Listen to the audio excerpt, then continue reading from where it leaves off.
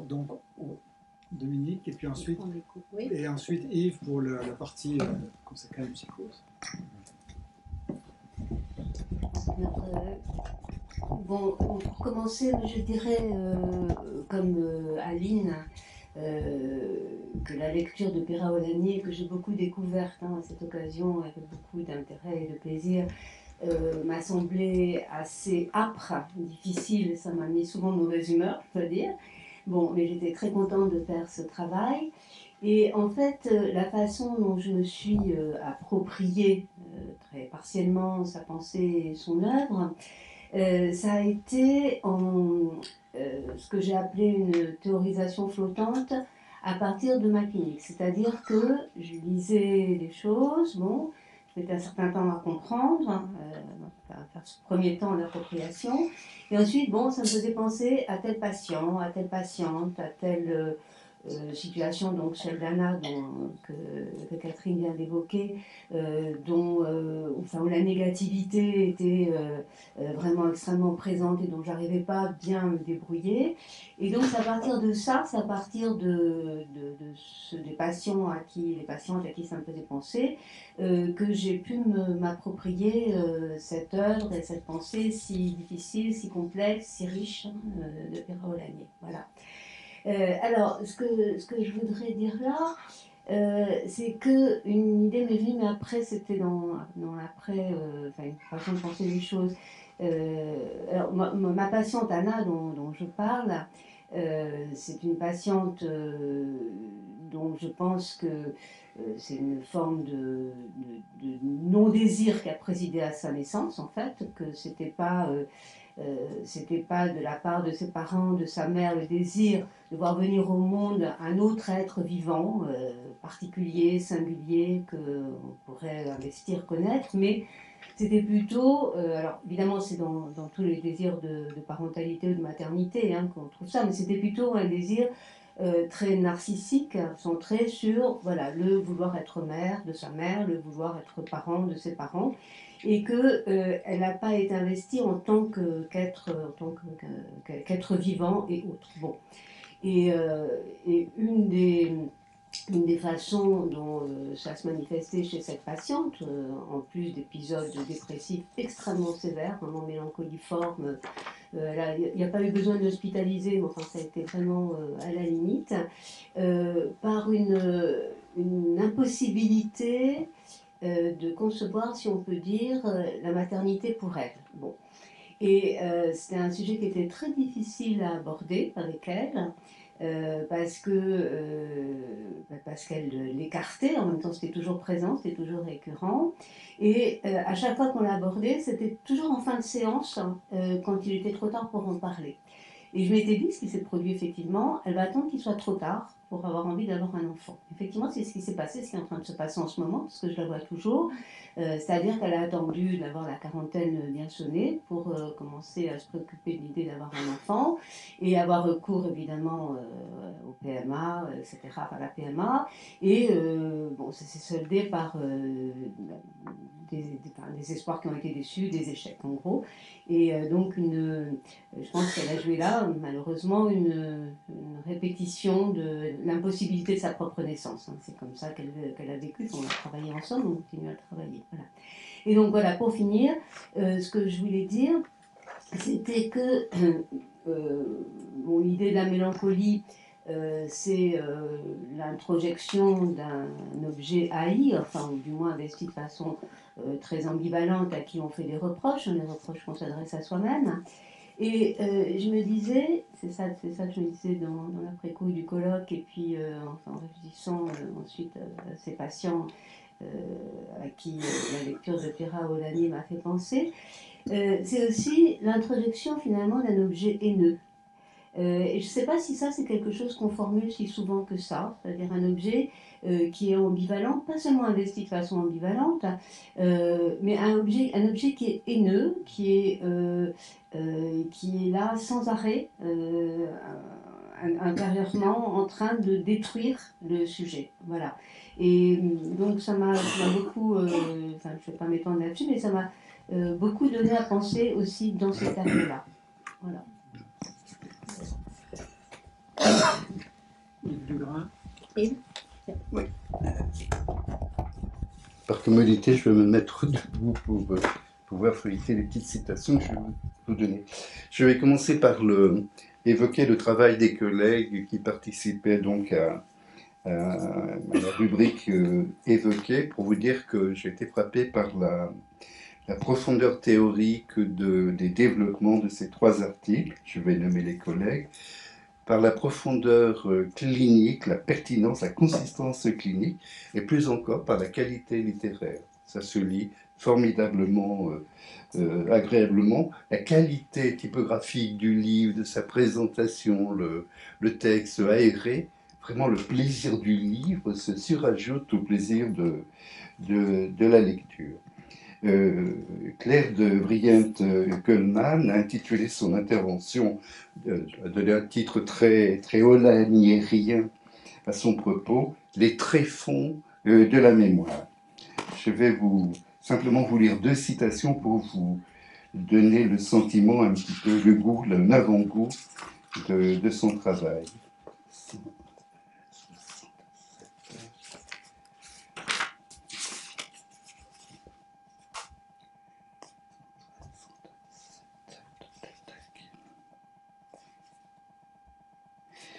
Dans ce texte, annonce-t-elle en introduction, je souhaite mettre en exergue que la rencontre initiale avec un nourrisson ou avec des patients marqués par la défaillance de l'objet maternel primaire permet à l'analyste d'entrer en contact somatopsychique avec les qualités pictographiques de leur psychisme originaire et de répondre de façon sensible à ce niveau-là du fonctionnement psychique, ce qu'elle va illustrer de façon tout à fait remarquable par trois récits de fragments de cure de 2 petites filles, Jade et Ève. Je vous donne un mot de sa conclusion. Hein.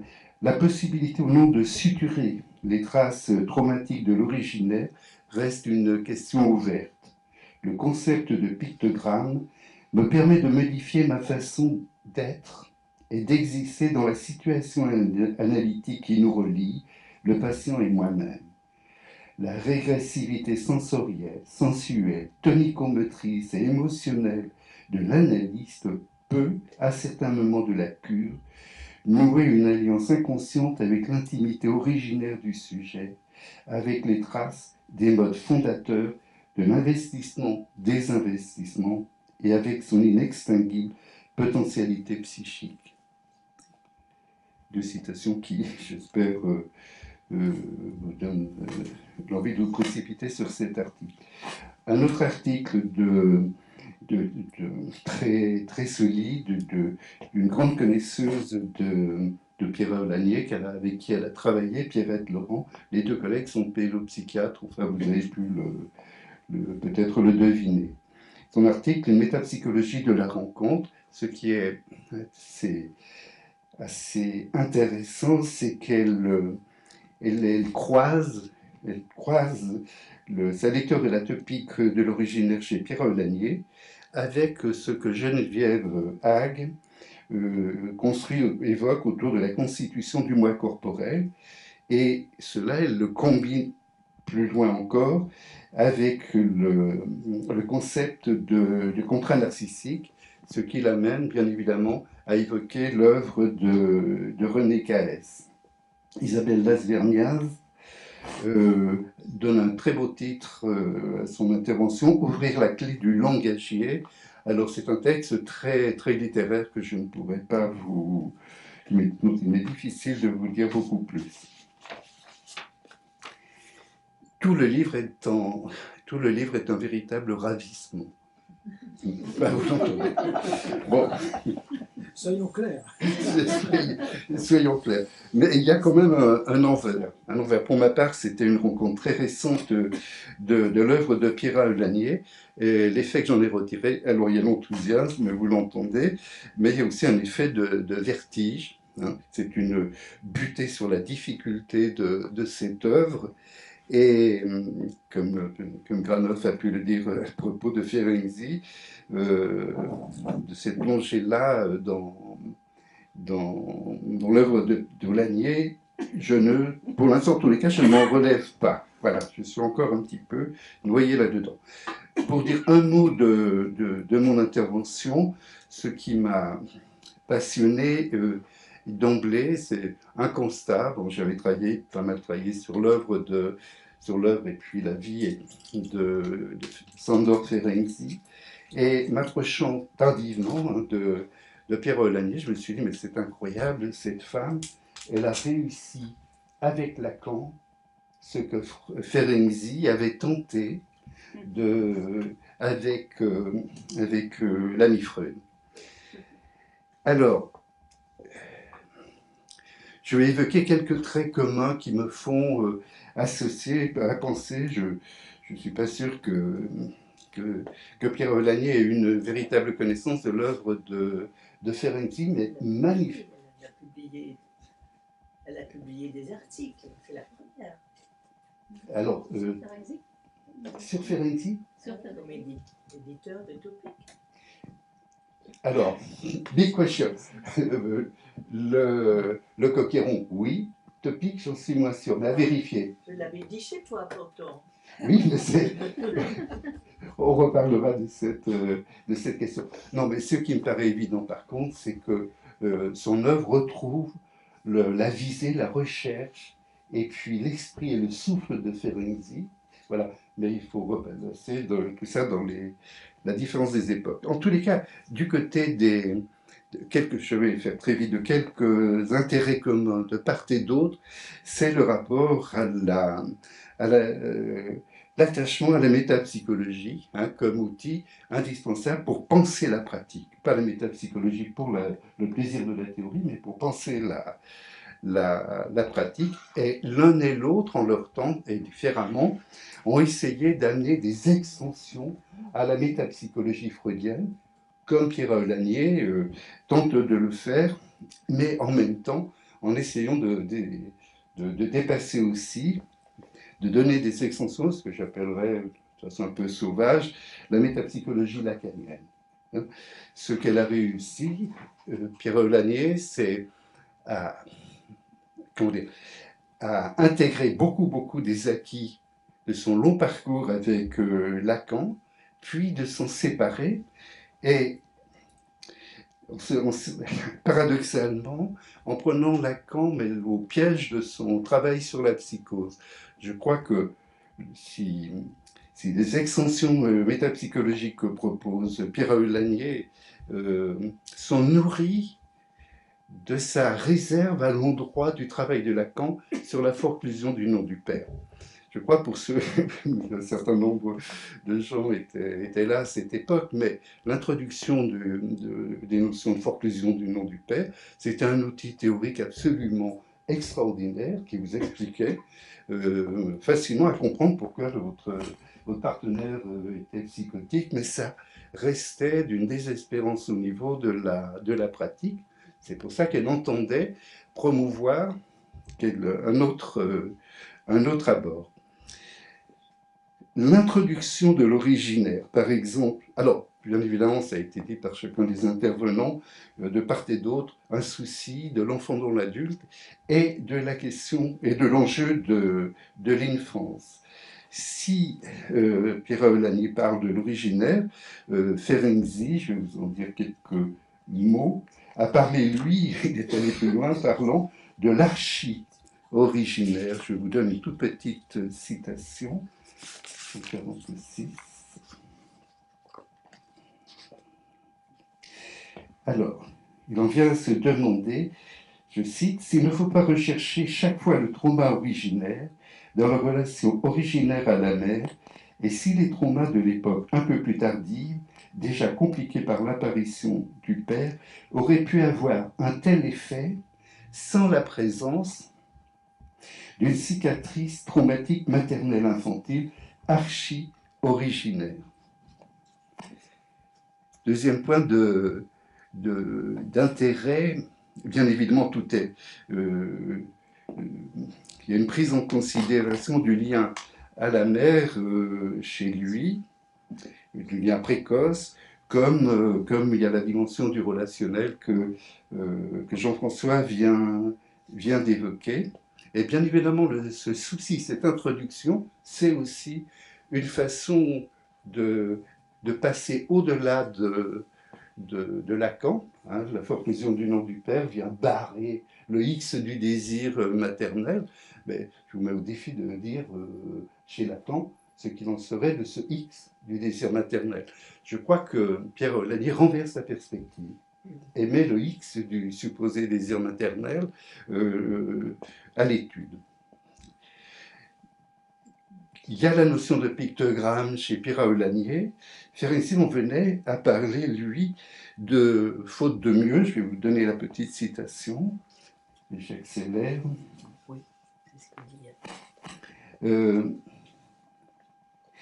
Les événements psychiques du passé peuvent n'avoir laissé derrière eux leurs traces amnésiques que dans le langage gestuel, corporel, incompréhensible pour notre conscient. Sous forme, il invente cette formule de mnème organopsychique. Ça me fait penser un petit peu au pictogramme. Il n'existait peut-être même pas de préconscient à l'époque, seulement des réactions émotionnelles, plaisir-déplaisir, dans le corps, entre parenthèses, traces amnésiques subjectives. Vous sentez combien c'est étonnant la proximité des vocabulaires de l'un et de l'autre. Pardon ? C'est dans... Je pense que...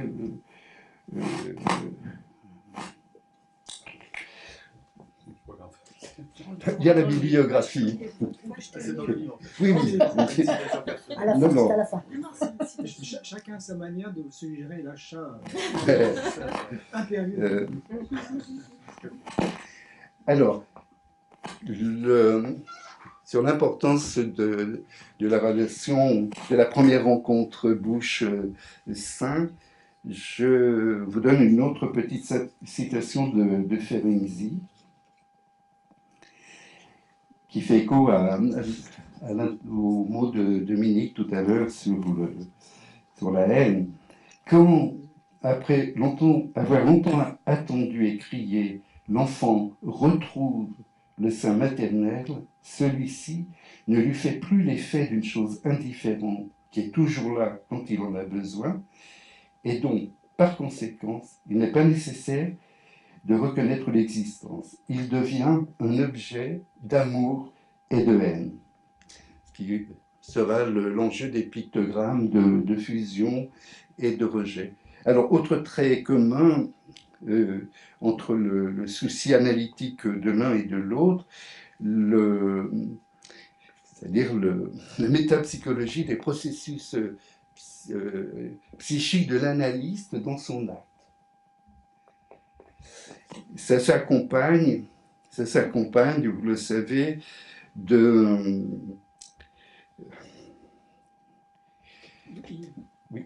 Excuse-moi, mais... Alors j'arrête. On conclut.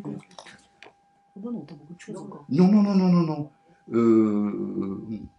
Justement, une phrase je viens de vous donner la phrase de Ferenczi sur le rapport au sein. Voilà ce que ça devient chez Pierre Aulagnier, je m'arrête après. Dans un temps dont ni le sujet ni nous-mêmes ne pouvons retrouver des représentations, constructions psychiques, la théorie nous autorise à postuler, c'est un postulat, à postuler la présence d'un certain nombre d'universaux dans le registre de la représentation. Telle est l'hypothèse qui me fait dire que pour tout être humain, a existé un premier temps, l'originaire, dans lequel le besoin du corps, l'absence du sein, l'absence d'une mère, le manque de réponse immédiate à un besoin de caresse et d'amour ont donné lieu à des affects de rage, de haine meurtriers. Bon, je pourrais dire beaucoup plus de choses, je m'arrête là. Je suis d'autant plus désolé d'interrompre que j'ai demandé dans l'après-midi de présenter le chapitre. Voilà. Mais c'est vrai qu'il faut qu'on laisse un peu de temps à la discussion. chère autrice, d'habitude, je ne m'adresse jamais comme ça à quelqu'un, mais pour toi, je le fais. Non, mais non. Mireille Fognini. Oui. Comment parler après Yves? Alors, moi, ma participation, ma contribution à ce travail a été de l'ordre de l'évocation de ma rencontre mémorable avec Pierra et de ma rencontre avec des cas cliniques qui précisément illustrent tout à fait remarquablement certains concepts qu'elle a pu avancer. Alors, je ne vous évoquerai pas les 3 cas cliniques, simplement j'évoquerai que l'un concernait une petite patiente pré-psychotique et où j'ai pu donc à cette occasion évoquer tout ce que Olanier a développé autour de la potentialité psychotique. Alors, il s'avère que notre rencontre s'est faite, pour moi, simultanément avec mon travail, avec les travaux de Bion. Et j'ai souvent parlé avec Olanier de ces travaux parce que je trouvais qu'il y avait des rencontres tout à fait stupéfiantes. Et entre autres, bien qu'après différentes discussions, pour elle, c'était différent, je lui ai souvent souligné que cette potentialité psychotique était quand même très proche des états psychiques dont Bion parle, à savoir que nous avons tout un chacun, selon lui et selon ses expériences cliniques et ce qu'on peut souvent constater, un mode de fonctionnement névrotique, non psychotique, et un mode de fonctionnement psychotique. Donc on a une partie psychotique, partie non psychotique, et quand on arrive à bien métaboliser les frustrations et à les dépasser, les frustrations extérieures de la réalité, on est plus dans la névrose que et ce n'est pas la partie psychotique qui prédomine, alors que quand on ne le peut pas, c'est la partie psychotique qui va qui va dominer le reste. Donc on a discuté là-dessus. Donc 2 autres cas, je ne vais pas prendre trop de temps, les 2 autres cas cliniques concernaient pour l'un l'émergence d'un jeu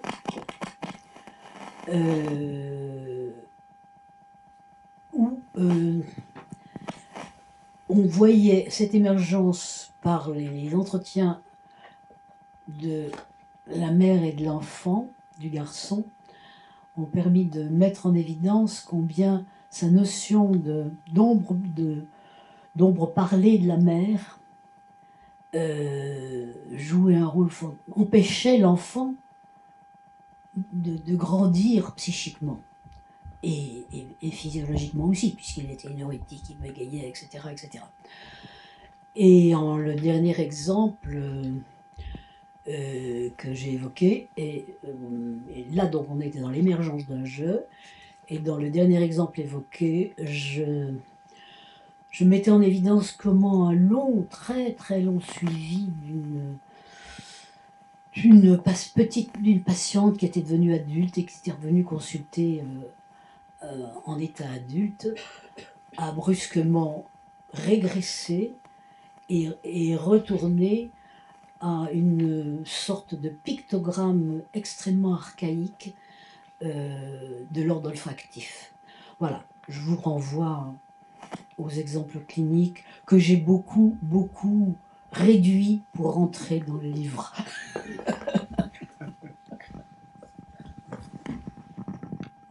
Voilà, le temps est venu des discussions, des questions, des échanges. Donc,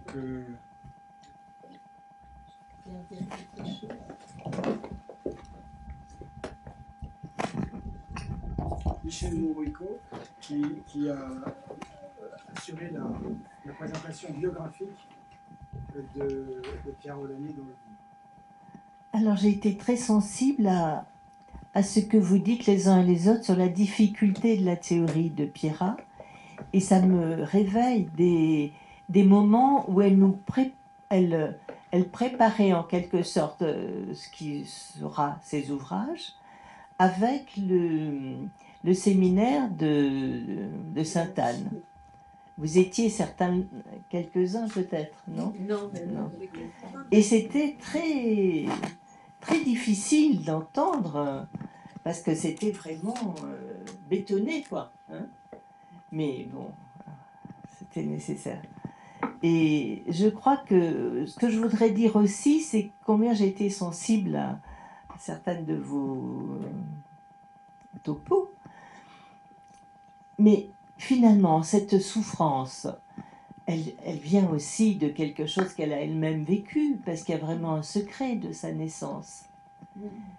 Et j'ai été secrétaire scientifique quand elle est décédée, j'ai dû parler à sa mère, c'était très difficile aussi. Il y a d'autres personnes, mais elle n'a jamais rien su elle-même, hein, sur sa naissance, sur son père.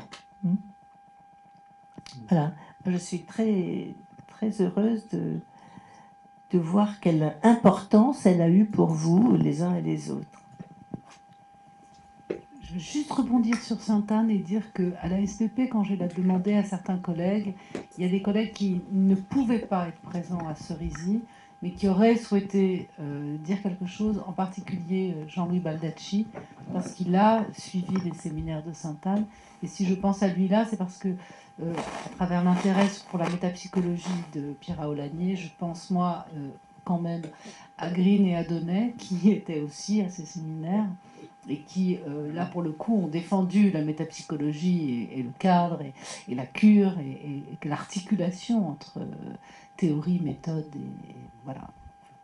Donc je pense qu'il fallait mentionner ces gens-là. Green a été pendant très longtemps un interlocuteur de Pierrat, très très longtemps. Très très longtemps. Et Jean-Luc Donnet vient de nous quitter. Et je sais bien, oui. Dans un des premiers livres publiés aux éditions Guetta, il y a les conversations, des commentaires de Green, dont tout un chapitre consacré à Pierre Olanier et à la critique, au dialogue critique, est tout à fait passionnant et très, très pointu. Il y a toute une partie de l'œuvre de Green qui est publiée grâce à Anna de Staël chez Itac. Il y a toute une série de livres. Voilà. Oui, je voulais juste dire deux petits mots. D'abord, par rapport à ce que Aline a dit, j'ai très peu lu Pierre Olanier, mais j'ai l'impression, notamment ce soir, à travers tout ce que j'entends, d'y être complètement présente, enfin en même temps, c'est une œuvre que j'ai l'impression de connaître et avec laquelle j'ai l'impression de fonctionner, alors que j'ai lu quelques articles, mais je n'ai pas lu fondamentalement toute son œuvre.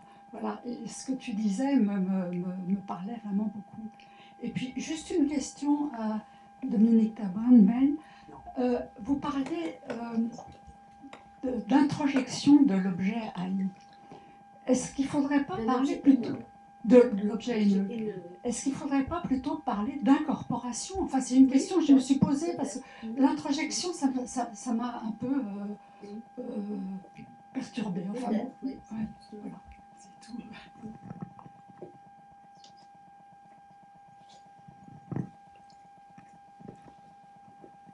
Qui veut... Demander à Anna.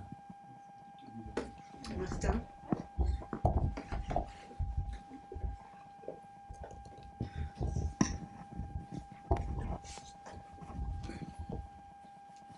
Je suis désolé, je ne peux pas m'empêcher de prendre le micro. Martin Joubert. Oui, non, c'est parce que comme tout le monde dit qu'ils n'ont pas lu Aulagnier, il se trouve que moi j'ai pas mal travaillé Aulagnier, donc je vais en profiter. J'ai pas mal travaillé Aulagnier, entre autres pour mes travaux sur l'autisme, et en particulier sur la question du masochisme primaire. Et j'avais découvert Aulagnier dans un séminaire que faisait notre collègue, comment il s'appelle le nom m'échappe. On était peut-être ensemble. Bon, bref. Et en tout cas, j'ai tout de suite été fasciné par l'espèce de rigueur incroyable de sa démarche intellectuelle, quoi. Une espèce de moteur intellectuel qui emporte le morceau. Tout ce qu'elle raconte sur le masochisme est construit de manière absolument... Il n'y a pas une faille, quoi, dans ce qu'elle raconte. Et elle avance des choses qui sont très originales et très déroutantes, en effet, comme disait Aline, quand on n'y est pas... Voilà. Alors... moi, j'ai beaucoup travaillé Aulagnier pour, et beaucoup aimé aussi ce qu'elle raconte sur le pictogramme, etc. Il se trouve là que depuis quelque temps, je fais un groupe de travail avec des copains sur l'originaire, et on y était hier soir, et on travaillait un texte de Régine Pras sur l'observation de bébés, où elle raconte l'espèce de chaos émotionnel complet, de désorganisation psychique dans laquelle elle se trouve, en sortant de la première rencontre d'observation de ce bébé qu'elle doit suivre dans cette famille. Observation de bébé, on ne dit rien, on ne fait rien, on ne commande pas, on observe et c'est tout. Et elle raconte que c'est une expérience qui vous met dans un désordre complet. Alors, j'étais très content de vous entendre parler du masochisme. J'ai retrouvé tout ce plaisir que j'avais à penser la clinique de l'autisme à partir de là. Mais après, j'ai été saisi d'une espèce de vertige devant le grand écart entre cette pensée extrêmement rigoureuse et ce chaos émotionnel que raconte Régine Pras, et que je comprends très bien, parce que j'ai travaillé un peu avec les bébés aussi.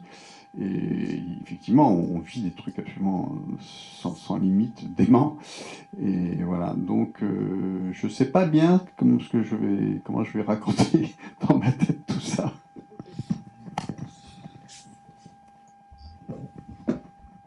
Est-ce que la rigueur de la pensée viendrait contenir un chaos original? Peut-être. Et surtout, c'est la même chose directement, ça illustre d'où vient la métapsychologie chez elle, ce que vous dites, je trouve de très belle manière. C'est-à-dire, alors dit comme ça, c'est très plat, mais de la clinique, c'est-à-dire du bouleversement opéré par la clinique. Voilà, et donc la métapsychologie, fondamentalement, elle ne le dit pas comme ça, elle, hein, mais c'est ça, pourtant, ce qu'elle fait. La métapsychologie, c'est au fond l'élaboration, enfin, la source, c'est l'élaboration de ce qu'on appelle le contre-transfert, c'est-à-dire aussi le transfert de l'analyste. Voilà. Ce que vous venez d'illustrer, c'est extrêmement précieux. C'est ce qui fait que la difficulté de rentrer dans l'œuvre de Pierre Aulagnier ne tient pas tant à son côté philosophique, souvent on lui reproche ça, c'est pas tant ça que précisément une sorte d'intransigeance extrême, ce que vous décriviez très bien, concernant ce qui lui est nécessaire pour être psychanalyste, avec ce patient-ci, cette patiente-ci, et ainsi de suite. Voilà. Ça me paraît extra, parce qu'en fait, une fois qu'on a passé un certain cap, il y a une telle cohérence. Il y a une telle cohérence dans sa pensée que on s'y retrouve.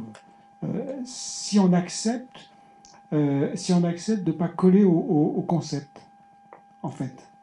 Voilà. Bon, on va peut-être essayer de passer la parole quand même Aline, tu veux la parole, c'est ça? 30 secondes. Mais il y a quand même une question. C'est-à-dire que quand on lit Pierre Aulagnier, on ne retrouve pas la terminologie freudienne. Et c'est quand même questionnant. Je m'excuse, hein, On peut dans le masochisme quand même, le travail qu'elle fait sur... Oui, mais bon, pour tout ce à qui est fait des évident. instances psychiques, c'est quasi pas présent. Enfin, même le terme de pulsion, il peut. Enfin, ce que je veux dire, c'est quand même. Ah, mais d'accord, bien sûr. Pardon. Il y est. Mais autant chez Salzman, on retrouve, elle utilise une terminologie, elle a aussi ses mots à elle, mais avec Piera Olani, on a l'impression quand même qu'il y a une nécessité pour elle de se créer et de tout réinventer. Donc moi, ok, on y va, on s'intéresse, et c'est intéressant. Moi, la violence de l'interprétation, ne serait-ce que cette expression-là, je la trouve absolument passionnante, l'écart entre désir et besoin, entre le besoin... Bref, mais quand même, la lire, c'est se dire, attends, elle a lu Freud. Oui, forcément, elle a lu Freud. Non, mais non, mais je ne mets pas en question ça. Mais elle ne l'utilise pas, la terminologie, très peu. Non, c'est pas... Moi, je suis pas D'accord d'accord non plus, je pense que tu exagères et mais tu aimes bien ça, exagérer, forcer les traits. Mais non, c'est une grande connaissance. J'ai pas dit qu'elle Oui, ne oui. connaissait pas. Ouais. J'ai Non, dit qu'elle a besoin de ça. elle propose effectivement des nouveaux termes, mais peut-être justement parce qu'elle s'aventure aussi quand même dans des zones de la psyché difficiles. Elle a quand même pensé son travail et d'ailleurs donné Green aussi, mais c'est vraiment la question de la psychose quand même qui au départ l'intéresse. L'enfant de ça, c'est aussi. Et comment fabriquer et donc théoriser effectivement à partir de les difficultés auxquelles nous confronte précisément cette clinique qui met particulièrement en difficulté nos capacités de penser. Donc c'est vrai qu'elle va chercher elle fabrique d'autres concepts ou elle fabrique des écarts. Enfin, moi justement, ce qui m'avait intéressé autour de la question du masochisme, c'est que en fait, elle utilise quasiment pas, au tout début peut-être de ce texte-là, mais le terme même de masochisme. Et elle a besoin effectivement d'aller chercher une autre figure, qui est celle de Thanatos, qui est peut-être intéressante par rapport à la question aussi du chaos dont vous faisiez mention là, pour le mettre en dialectique avec Eros, Thanatos qui n'est pas présent dans l'œuvre freudienne, par exemple. La pulsion de mort, qui est un terme très... Oui, mais justement, elle ne l'utilise pas quasiment. Pulsion de mort, elle ne l'utilise pas, elle préfère... plus générique. Oui, puis je pense que c'est sa manière à elle d'insister peut-être, et là, à ce titre-là, elle est peut-être plus proche de Green d'ailleurs, sur la dimension de destructivité, d'attaque des liaisons, comme le dit Green, donc de ce qui met à mal la question des investissements. Mais Oui. Oui. J'étais attentif à votre intervention sur les éprouvés de la collègue exposée dans sa rencontre avec le tout petit, alors là, l'infance de l'infance. Pierre Olani utilise fréquemment à ce propos la formule d'éprouver de pensée, ce que je distinguerais du contre-transfert au sens freudien, enfin, où en tous les cas il y a un écart à maintenir. Et elle va jusqu'à dire que dans les cures, il y a de tels moments où le sujet, l'analysant, touche à des points archaïques qui défient la pensée, et elle parle de ces signes qui peuvent se deviner, elle appelle ça des signes blancs, et qui imposent à l'analyste de pouvoir en lui de retrouver quelque chose de son propre vécu, et à partir de là, pouvoir, parce qu'il y a le recul de l'expérience, bien évidemment, en faire quelque chose, et en faire ce qu'elle appelle non pas des interprétations, mais des interventions de l'ordre de la figuration parlée, et pour ce faire, c'est-à-dire ramener dans le champ de la figuration, préalable à la question de la représentation. Et ce qui est tout à fait extraordinaire, c'est qu'elle prend appui, quand elle parle de ça, elle prend appui sur la question du rêve et de la figurabilité dans le rêve. Elle est profondément freudienne à ce moment-là. Non, c'est pas. Non, c'est pas. Non, c'est pas ma question. C'est que pour ma part, j'ai lu la Science rêve comme chacun, mais je n'avais pas entendu aussi fort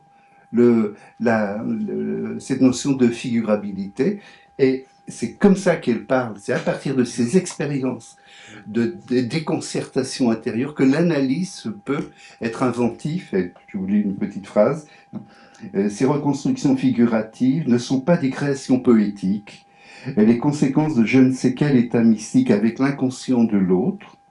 Elles présupposent au même titre cette relation nouvelle que l'analyse de l'analyste et sa prolongation dans l'exercice de son métier lui ont permis d'instaurer avec son propre inconscient et un ensemble d'apports que seule la connaissance de la théorie peut lui apporter. C'est toute une conception de la formation de l'analyste qui est là en jeu.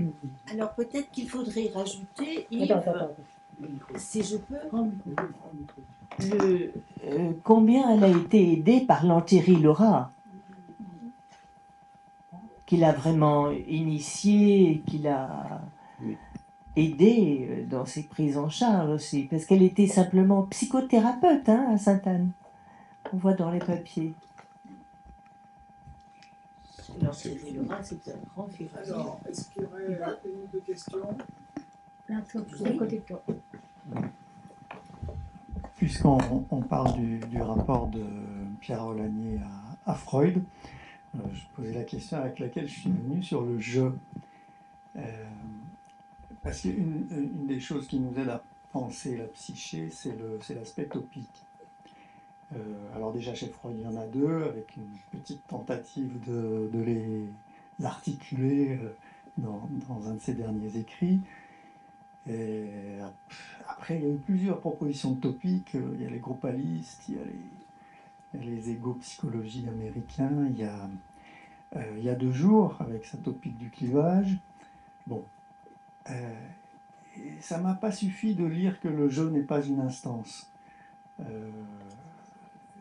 J'aimerais que, je ne sais pas qui, en dise un peu plus sur la fonction topique du jeu.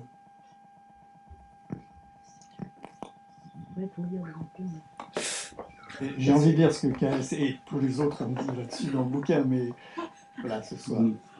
Pour répondre d'une phrase, Attends, micro. C'est moi, il faut que je m'applique à moi-même ce que je demande. Exactement. Moi, je. Avec une virgule entre les deux. Moi, je. Voilà. C'est pas une boutade, hein. C'est-à-dire que le jeu, le jeu pour Pierre Aulagnier, il est là pour se rendre pensable. C'est l'historien. C'est quelque chose de l'ordre de l'auto. Alors, ça ne suffit pas de dire que c'est le langage. Bien sûr, on pourrait simplifier en disant que le jeu, et c'est pas faux, hein, mais il y a quelque chose de plus qui est de pousser à l'extrême, au fond, l'auto-réflexivité dans le champ de se rendre pensable ce que le sujet expérimente de l'intérieur et de l'extérieur. Je simplifie, hein. Donc ça me laisse insatisfait. Tu mets un forcément. moi avec une majuscule ou avec une minuscule? Quelles sont les normes de la RFP? Dans les normes de la RFP, c'est une minuscule. Est-ce que quelqu'un aurait une dernière question peut-être? Ou Anna, tu veux dire un mot? Ah oui. On t'entend. Merci pour la lecture attentive de tous les textes. Oui, merci beaucoup. Bon, merci.